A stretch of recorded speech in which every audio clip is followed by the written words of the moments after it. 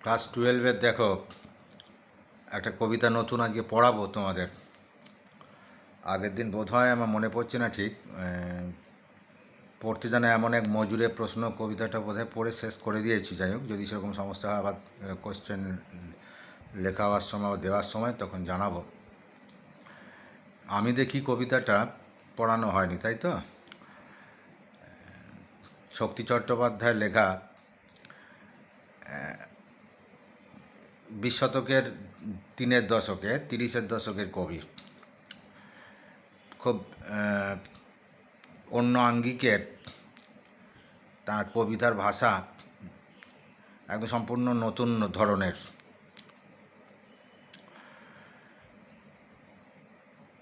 কবিতাটা 1980 সালে প্রকাশিত কবিতা নয়, কাব্য, অঙ্গুরি তোর হিরণ্য জল। অঙ্গুরি তোর হিরণ্য জল, এই কাব্যগ্রন্থ থেকে কবিতাটা নেওয়া। আমি দেখি কবিতাটার নামেতেই সব, নামটাও যেমন, এবং নামের মধ্য দিয়ে খুব বেশি ব্যঞ্জনা নেই। গাছ দেখতে চান কবি, সবুজ সবুজ নিয়ে এবং গাছ নিয়ে। গাছ লাগাও প্রাণ বাঁচাও, এই যেমন একটা স্লোগান বা আন্দোলন জোরদার হয়েছিল। সারা পৃথিবীর মানুষ উপলব্ধি করেছিল সবুজ ধ্বংস করার পরিণতি কি বিস্ময় পরিণাম হতে পারে। একদিকে যেমন যথেচ্ছভাবে সবুজ ধ্বংস চলছে, অন্যদিকে সবুজকে রক্ষা করার জন্যে কবি, বুদ্ধিজীবী, শিল্পী, সাধারণ মানুষ থেকে সবাই কিন্তু সোচ্চার হয়েছিলেন আজও। তবে সেই দীর্ঘকাল ধরে সোচ্চার হওয়ার পর থেকে আস্তে আস্তে আজকে কিন্তু একটা জায়গায় এসেছে যে গাছ কিন্তু কেউ কাটতে পারবে না যথেচ্ছভাবে। অলরেডি পৃথিবীর যত বনভূমি তার প্রায় তোমার আর বোধহয় 30% আছে কিনা সন্দেহ আছে, কিন্তু প্রচুর বনভূমি ছিল। তার সবুজের ধ্বংসের ফল কিন্তু আমরা অনেক সময় প্রত্যক্ষ বোঝা যায় না, কিন্তু পরোক্ষে তার পরিণাম বুঝতে পারছি। গ্লোবাল ওয়ার্মিং থেকে আরম্ভ করে ইত্যাদি, দূষণ ইত্যাদি।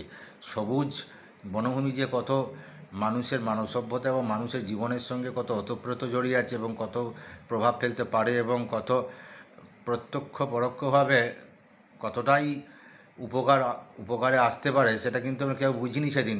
প্রচুর বনভূমি কাটো, নষ্ট করো, কাজে লাগাও, ইত্যাদি ইত্যাদি। এবং বন কেটে নগর অমরাবতী রচনা হয়েছে, এগুলো আমরা দেখেছি। মানুষের বসবাসের প্রয়োজনে জঙ্গল কাটতে হয়েছে, কিন্তু তার থেকে বেশি হচ্ছে লোহাতুর একটা সম্প্রদায় শেষ করে দিয়েছে নিজেদের স্বার্থ চরিতার্থ করার জন্যে।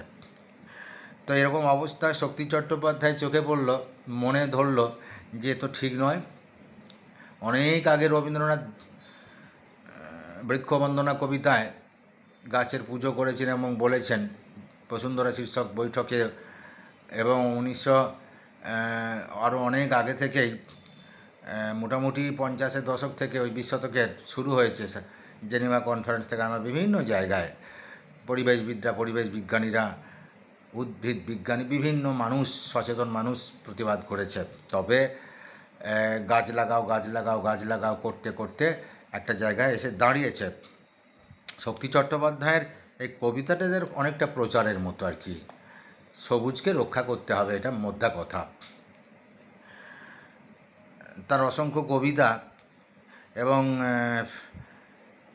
60-এর দশকের, 70-এর দশকের, 80-এর দশকের, 90-এর দশকের কনিষ্ঠতম কবি এবং ঝাঁঝালো কবি, বেশ সাম্যবাদী কবি, প্রতিবাদী কবি, সচেতন, সমাজ সচেতন কবি হিসেবে বলা যায়। এবং 1995 সালে বিশ্বভারতীতে অতিথি অধ্যাপক হয়ে যোগদান করেন এবং ওই বছরই মারা যান 23শে মার্চ। সুনীল গঙ্গোপাধ্যায়, শক্তি চট্টোপাধ্যায়, শরৎ কুমার মুখোপাধ্যায় তিনজন সাহিত্যিক যোগদান করেছিলেন অতিথি অধ্যাপক। ওখানে থাকতে থাকতেই তাঁর মৃত্যু হয়, পরলোক গমন করেন ইত্যাদি। তো প্রথম জীবনে একটু বলি, তো ওই আন্দোলনের সঙ্গে যুক্ত হয়ে পড়ে সাম্যবাদী আন্দোলন, তখন একটা কমিউনিস্ট চিন্তাভাবনা চলছে, যুক্ত হয়ে পড়েন। পরে ছেড়েও দিয়েছিলেন। তো ম্যাট্রিকুলেশন পাস করার পরে প্রেসিডেন্সি কলেজে ভর্তি হন বাংলা অনার্স নিয়ে, কিন্তু এত আন্দোলন ছাত্র আন্দোলন করতে করতে নন কলেজিয়েট হয়ে যান। কলেজ থেকে নন কলেজ হওয়ার পর অনার্স পড়াশোনার সুযোগ পেল না, তারপরে যাদবপুর থেকে এই তুলনামূলক সাহিত্য নিয়ে পড়াশোনা করেন। এবং ওই সময়ই বুদ্ধদেব বসু, সাহিত্যিক সমালোচক বুদ্ধদেব বসুর সঙ্গে সাক্ষাৎ, এবং তাঁর জীবন ওই বুদ্ধদেব বসু দ্বারা তিনি প্রভাবিত হন এবং কর্মজীবনে বিভিন্ন পত্রিকাতে আসেন এবং লেখালেখি হয়ে চলতে থাকে। তো আমি দেখি কবিতাতে এর আগেও এছাড়াও তিনি লিখেছেন, যেতে পারি কিন্তু কেন যাব, কক্সবাজারে সন্ধ্যা, হে চির প্রণম্য অগ্নি, জঙ্গল বিষাদে আছে, সোনার মাছি খুন করেছি, এরকম অসংখ্য, ভাত নেই পাথর রয়েছে, প্রভু নষ্ট হয়ে যায়, নামগুলোই কিন্তু বুঝিয়ে দিচ্ছে যে তিনি কতটা কতটা সজাগ, সচেতন এবং সমকালীন ভাবনাগুলোকে তুলে আনতে পেরেছেন, ইত্যাদি ইত্যাদি। তো গাছ তুলে আনো, বাগানে বসাও, আমার দরকার শুধু গাছ দেখা, গাছ দেখে যাওয়া, গাছের সবুজটুকু শরীরে দরকার, আরোগ্যের জন্য সবুজ ভীষণ দরকার। খুব সিম্পল কথা।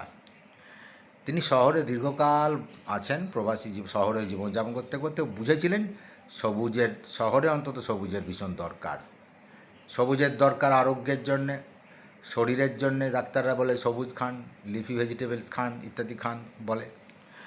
তো শুধু খাওয়া তো নয়, অক্সিজেন সাপ্লাই এবং কার্বন ডাইঅক্সাইডকে শোষণ করে নেওয়া, বাতাসে বায়ুমণ্ডলে ভারসাম্য রক্ষা করা, ভূমিক্ষয় রোধ করা, বন্যা নিয়ন্ত্রণ করা, অসংখ্য অগণ্য উপকার। একটা যুগ, একটা সময় পুরোপুরি প্রকৃতির ওপর অরণ্যানীর কোলে প্রতিপালিত হয়েছে। আজ থেকে যদি তুমি 40 বছর আগের কথা ভাবো, তখন কিন্তু গাছ ছিল প্রচুর।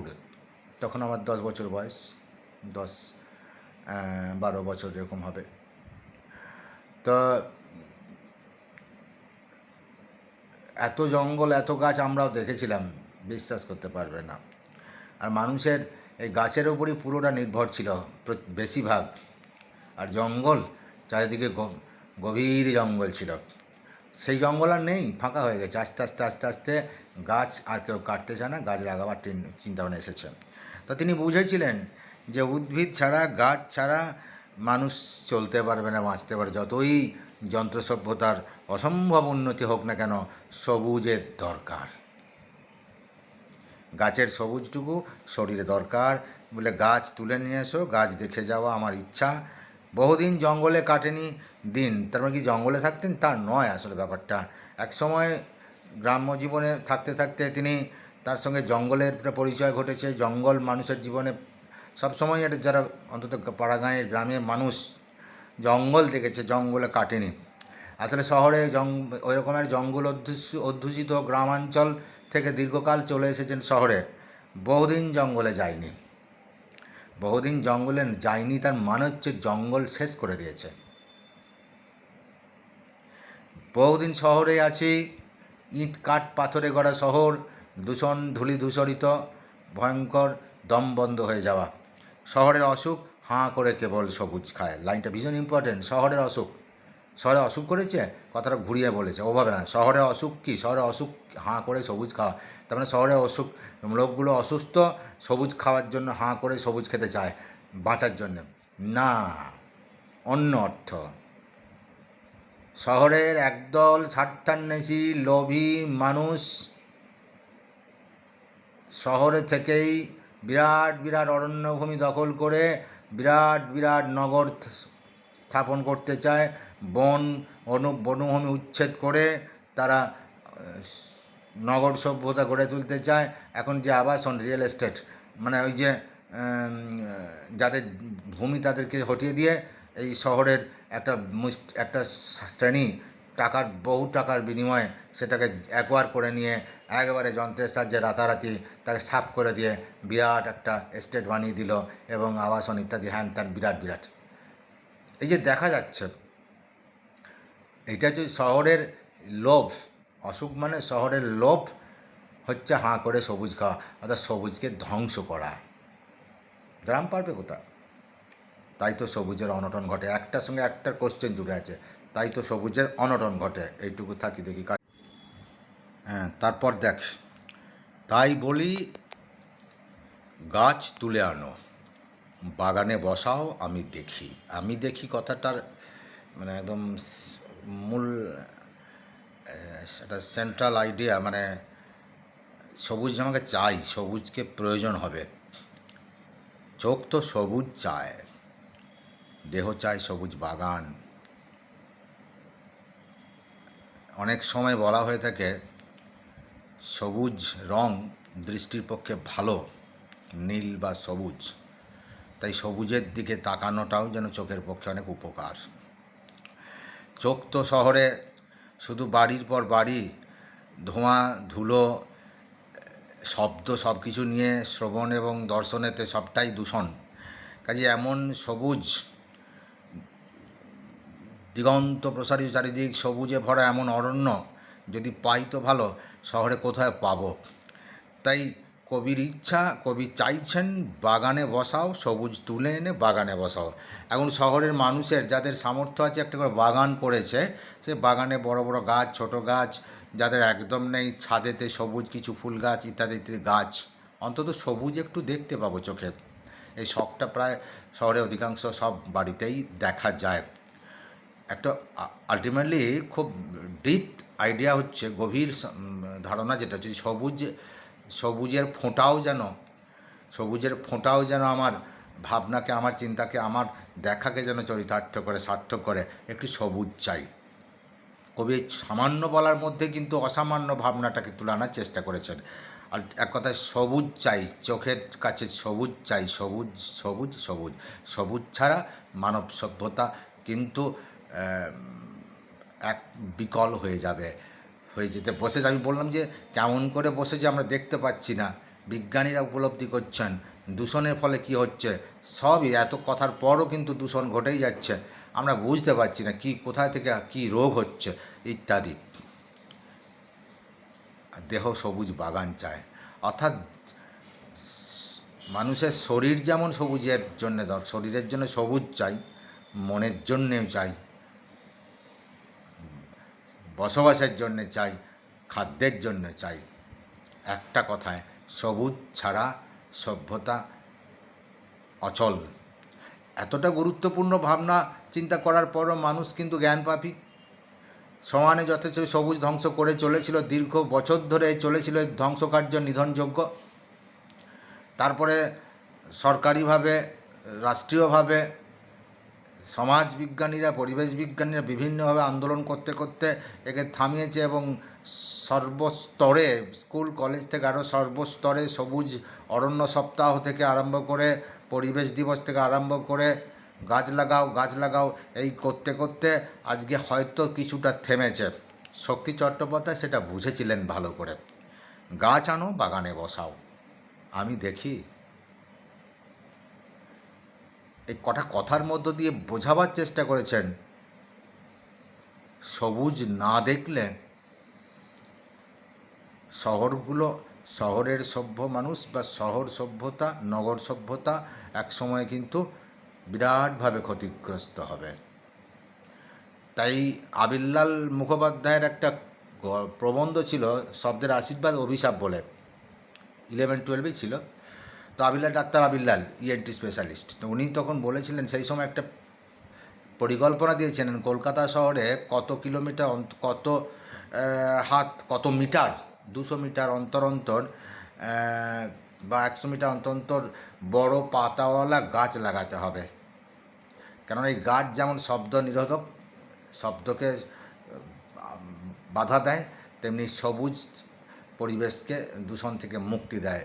এই যে তার চিন্তাভাবনা, এটা কিন্তু অনেকে ভেবেছিল হাস্যকর, ঠাট্টা বিদ্রোহ। এই আবিল্লাল মুখোপাধ্যায়ের চিন্তাভাবনা 1 নম্বর। তো কলকাতা নগর আজকে কিন্তু গাছপালায় একবারে ভর্তি, প্রচুর গাছপালা, একটা কাটার উপায় নেই, হুকুম নেই। রাস্তার মাঝে এমন এমন রাস্তা আছে, এবার রাস্তার দুধারে চওড়া রাস্তা, প্রচুর গাছ। আমাদের এই শহরে আমরা কিছু গাছ নেই। গাছের চারদিক ভর্তি, একটা কিছু কাটার উপায় নেই, আইন নেই। তো আবির্লাল মুখোপাধ্যায় এটা বলেছিলেন যে এতটা প্রয়োজন অনুভব হয়েছিল। এই জন্যেই আমি দেখি মানে আজ মানুষকে গাছ দেখতে হবে, সবুজকে দেখতে হবে। আমি দেখি মানে হচ্ছে গাছকে আবার নতুন করে বাঁচাও, গাছ বাঁচাও, প্রাণ বাঁচবে। একটি গাছ একটি প্রাণ। ঠিক আছে, ব্যাস।